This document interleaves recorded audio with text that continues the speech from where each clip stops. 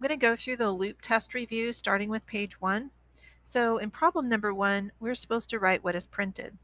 So I'm going to trace this by keeping track of the loop variable I. I'm also going to keep track of what is printed. So I has a starting value of 0, and the loop runs while I is less than 3. Well, 0 is less than 3, so we're going to print A. Now here, the loop variable increments, and so I is going to become 1. So we run the test again. I is less than 3, 1 is less than 3, that is true. So we're going to print the letter A again. And then we increment, and I becomes 2. And this process is repeated until I causes the control expression to be false. 3 is not greater than 3. So the loop is terminated, and this is our answer that's printed. Number 2, we have to write what's printed. So this time, instead of printing a letter, we're printing the value for I. So I has a starting value of 0, and what I'm going to do this time is every time I prints, I'm going to underline it. So I starts at 0, I is less than 5, so it prints the letter, or it prints the value of I. So 0 will be printed. I increments to 1, 1 is less than 5, so I'm going to print the 1. I increments, and this process is repeated. Since 2 is less than 5, we print I, then we increment I. 3 is less than 5, so we print I. We increment it again. I is less than 5, so we print the 4. We increment again. Now I is equal to 5, and this control expression becomes false. And so we don't print I. So what we have printed is 0, 1, 2, 3, 4. For number 3, we have loop variable I, and while I is less than 5, we print I. So it has a starting value of 0. Since 0 is less than 5, we will print it right here. Then it decrements. And this should be a red flag because I starts lower than 5, less than 5, and yet we're not going to go up and reach 5. So let's just work this through. I decrements to -1.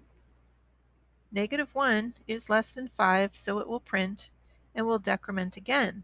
-2 is less than 5, so it prints, and then we decrement again. And you can see that we're not reaching termination at all. And this is going to be an infinite loop. It'll just keep going on until somebody stops the program. So number 4, again, we have to write what's printed. So we have I has a starting value of 0, and the loop is going to run while I is less than 5. We print I, so I'm going to underline 0, and we can see that the if is not true, 0 is not greater than 3, so we won't break. But if you notice, there's no increment expression. So when we return to the top of the loop and evaluate the control expression, we can see that it's still 0. 0 is still less than 5. 0 will print, 0 will not cause the break statement to execute, and we'll just keep printing, printing, printing, and this is an infinite loop because there is no increment expression.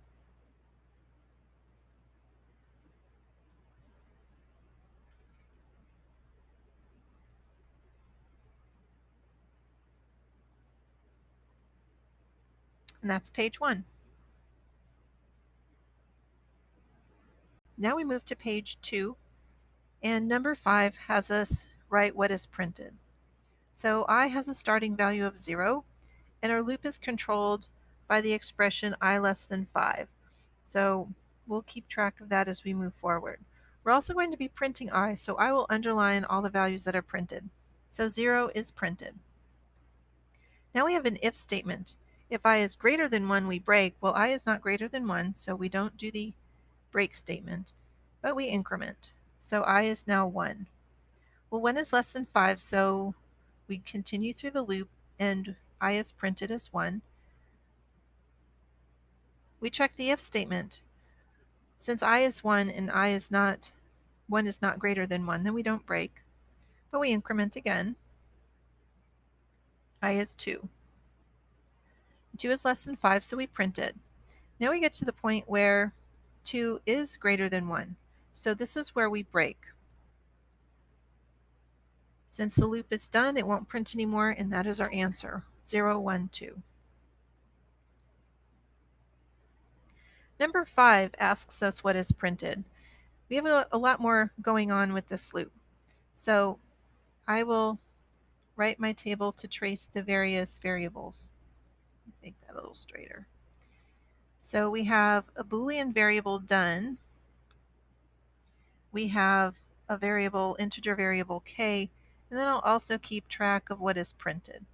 So done has a starting value of false, and k has a starting value of 0. So our while loop is controlled by the Boolean expression. So while not done, remember the not applied to false would be true, so we do enter the loop since the while control expression is true. And we're faced with an if. So if k is greater than 2, well 0 is not greater than 2, so we're not going to change the value of done at this point, but we will print b. And we will follow up with an increment to k, so k becomes 1. Well, the status of done has not changed, so we enter the loop again. K is not greater than 2, so we skip the if statement, and we print b again. K increments. The while loop still is the same, the done variable has not changed. Now we test. K is not greater than 2, not yet. So we print b. Now we increment k.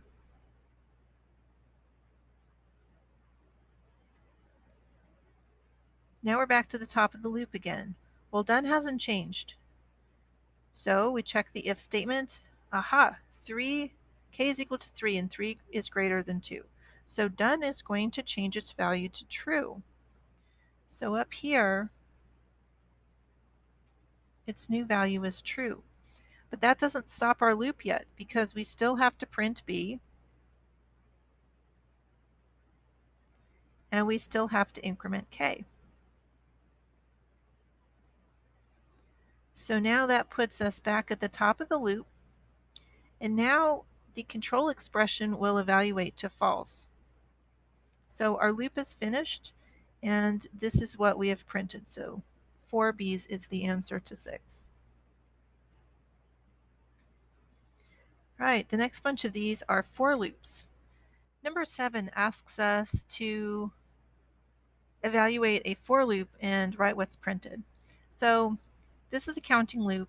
I has a starting value of 0, and we see that this is going to run for all values of I that are less than or equal to 5, and we are incrementing, so the numbers will count upward. So I is going to follow this path: 0, 1, 2, 3, 4, 5. I will reach 6, but we have to realize that once I becomes 6, the control expression will evaluate to false. So I'll just write a false over here so we know that it doesn't run with 6. But we do see that for values of I, 0, 1, 2, 3, 4, 5, that the loop will run. And as it runs, it's going to print the value of I plus a comma. So for convenience, I'm just going to add just a comma after each of these, including the 5. And this is our answer. This is what we'll print. Number 8, I has a starting value of 1. In this case, I is going to be all values less than 7, and I increments 1 at a time. So I will be 1, 2, 3, 4, 5, 6, and 7. However, when it reaches 7, that's when the control expression is false. So it'll run for all these right in here. So for numbers 1, 2, 3, 4, 5, 6, it'll run. And when it does run, it'll print that number plus a comma. So I will add the commas in, including after the 6. Number 9, we have another for loop. I has a starting value of 0. This one decrements. And it decrements and it runs while I is greater than or equal to -3. So it'll go from 0 to -1 to -2 to -3. Remember, -3 is included. It will reach -4, but at that point the control expression will be false.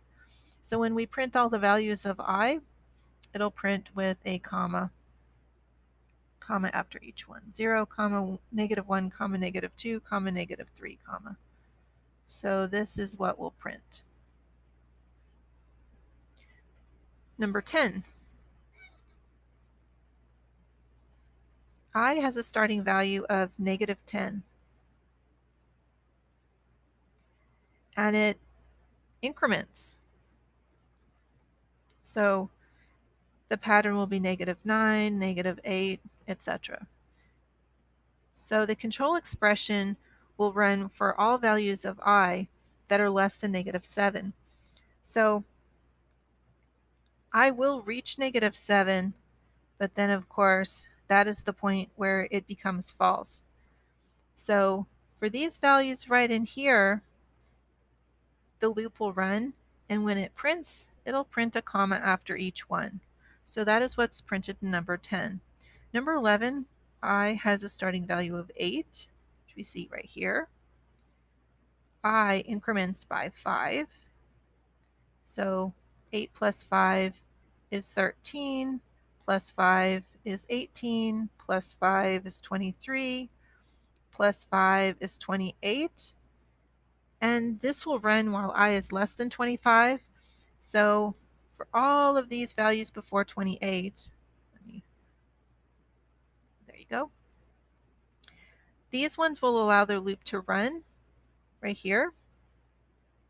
And of course 28 would be too big and the loop wouldn't run. And when it prints, it'll tack on a comma after each one. So 8, 13, 18, 23, comma. So this is what we'll print in number 11.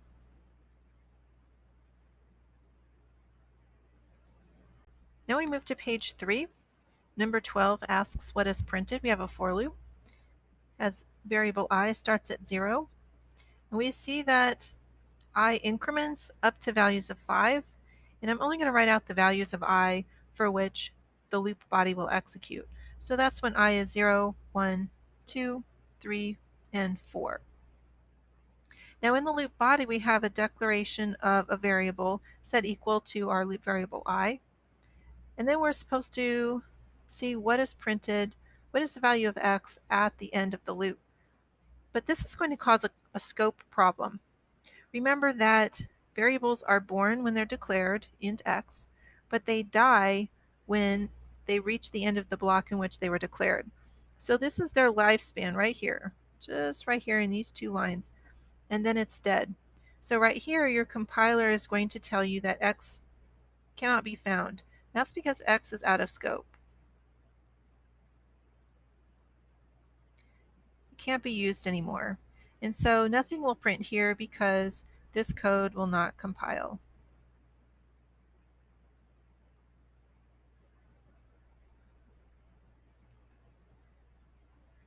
Right, number 13. In number 13, we see that we have x.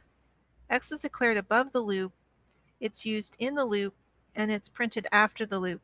So x is definitely within scope. So we want to keep track of the values of x. Now we're interested in x because x is incremented right here.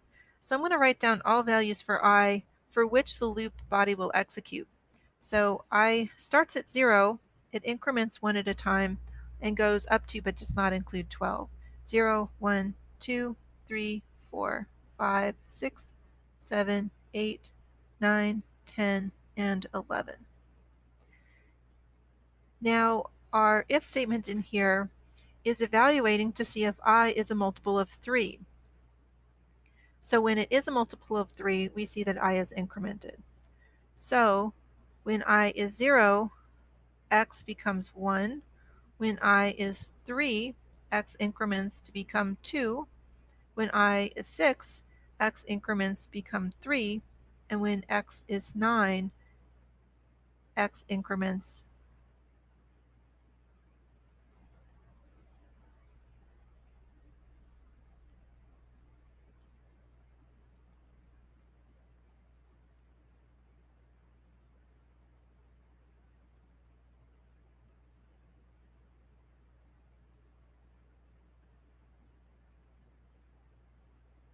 So here in our loop body, we see that there is a test to see when I is in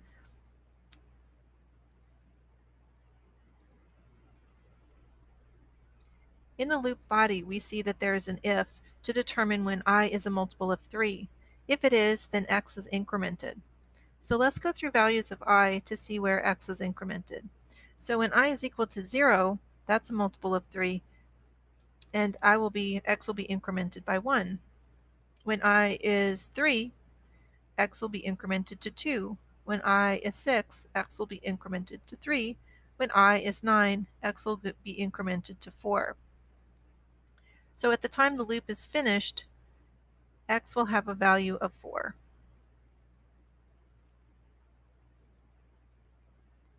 Number 14 asks what is printed. We see that there's x up here. X is declared at the top, so it's within scope. We're going to keep track of x. We see our loop variable I. I has a starting value of 0. And because they're both incrementing throughout the execution of this loop, I'm going to slow down and take my time tracing this code. So when I is 0, I is less than 5, so x increments to 1. We evaluate the if statement. The if statement is not true, so we're going to increment 1, I to 1. Then we test the control expression. Then we increment x. So x becomes 1. Now we evaluate this. It's not true, so we go to the increment expression. So I becomes 2. 2 is less than 5, so we hit the increment for x. X becomes 2. Well, now our if statement is true. Since I is equal to 2 and 2 is equal to 2, then we hit a break statement. That means the loop is immediately finished, and we're going to print x. So what's the last value of x? The last value of x is 2. So 2 is the answer.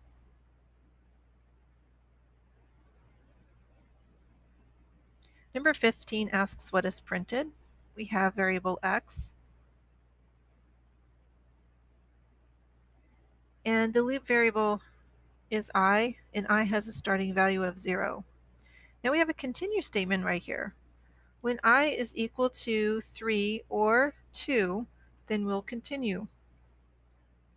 So if we continue, then we skip the increment of x. So let's just step through this. So I is 0, so the control expression is true. The if statement is not true, so we increment x. Now we jump to the increment expression, the update expression in the loop, and I is incremented to 1. The loop still continues. The if statement is not true, so we move on to increment x. Now we go to the update expression in the loop, and I increments to 2. 2 is less than 7. But now we've hit our continue.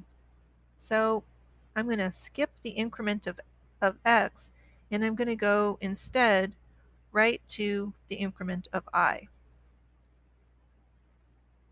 So I becomes 3. 3 is less than 7.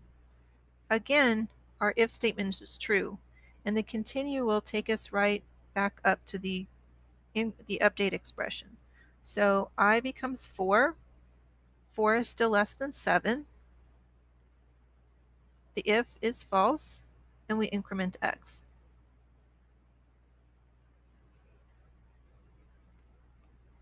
Let's write that over here. So now we go to our update expression. I is incremented to 5. 5 is less than 7, so we increment x. X becomes 4. We move to our update expression. I becomes 6. 6 is less than 7. The if is false, so we increment x. We hit the increment for I again, but this time the control expression is false, and we stop. And so what is the last value for x? 5. Now we move to page 4. Number 16 asks what is printed. Here in 16 we have nested for loops. So I'm going to basically take this from the inside out. So this loop right here is going to run 2 times. And when it runs, it's going to print I twice. So we see its outcome will be I. Then we have this statement right here, and when it runs, it's going to print a 0, not a 0, but a capital O. So we could say in summary that inside of this loop, it's going to print I. Now, this whole bit of code, this block which prints OII, is going to run 3 times. This outer loop is set up to run 3 times. So the result of this code will be OII, OII, OII. Number 17. In 17, we have a counter that's going to count up. It's going to print first and then count every time we reach these statements. And these statements are inside of an inner loop. So the counter is basically going to count how many times? Well, the outer loop runs 4 times and the inner loop runs 2 times. And so this is going to get incremented 8 times. 8 times this is going to run. And 8 times it's going to print before it increments. We also have to note that this will print it twice, incremented of course in between, but then it'll be followed immediately by a new line character. So the first time through the loop, first time we hit the print statement, the counter is equal to 1, then it increments, then we repeat the inner loop and the counter prints as 2. Well, the counter is going to increment to 3, but we're not ready to print that yet until we reach the new line character here. So that'll bring us back up to the top of the for loop, and it'll execute a second time. So the second time it runs, the counter has a current value of 3, so it'll print the 3. Then we'll hit the increment expression. So it'll increment to 4, and when we hit the print again, it'll print the 4. The inner loop is finished, so we drop down to the next line, and we begin another cycle of the outer for loop by hitting the inner for loop. So the inner for loop will print value of the counter. Well, the counter has a current value of 5, then it increments again to 6, and it prints the 6, and it increments again. So the counter has a value of 7, but of course we're going to remember that we have printing a new line character, so that drops us down here to the next line. Back up to the top of the for loop. So we enter the inner loop again. We print the value of the counter, which is 7 at this point. We increment it to 8. We repeat the inner loop, printing 8. We increment the counter to 9, but the counter won't be printed anymore. We do end up hitting a new line character, so it will drop us down to the next line, but there is no additional output.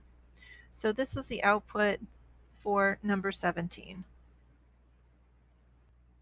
Okay, for number 18, we're supposed to write a for loop that prints 0, 1, 2, 3, comma separated. So we write a for loop where int I has a starting value of 0, I less than 4, I plus plus, and inside of the loop, we have a print statement, system.out.print, and we're going to print I, and we're going to concatenate with a comma.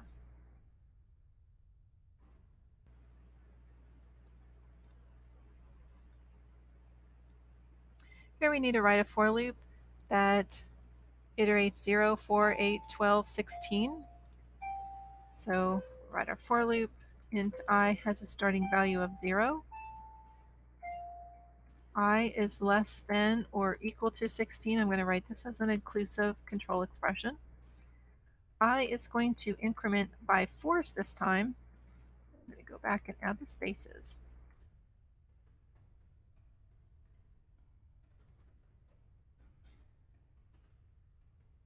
System.out.print. These are all on the same line. We're going to print I and concatenate it with a comma.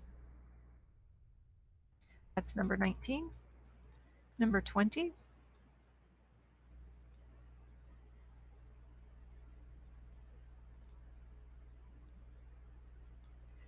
We have to write a while loop that counts 3, 2, 1, 0. So I have to create a loop variable above the while loop, and it has a starting value of 3.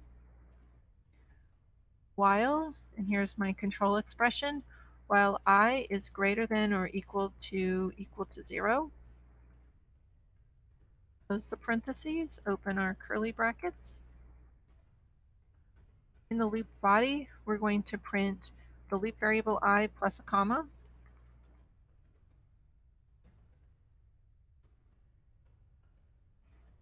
I plus a comma. We can't forget our update expression. I has to decrement. I minus minus semicolon.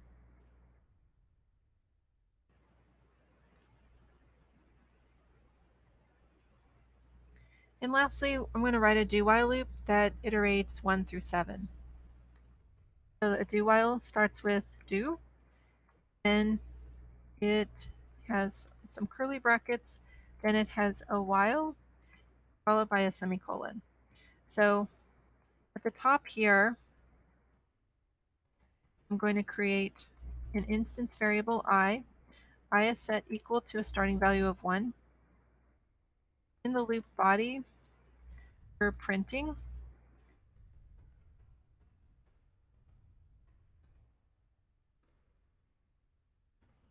and we're going to print the value of I, and of course I is going to increment. We must add our control expression. So this will keep running while I is less than 8. And that finishes off page 4 of our review.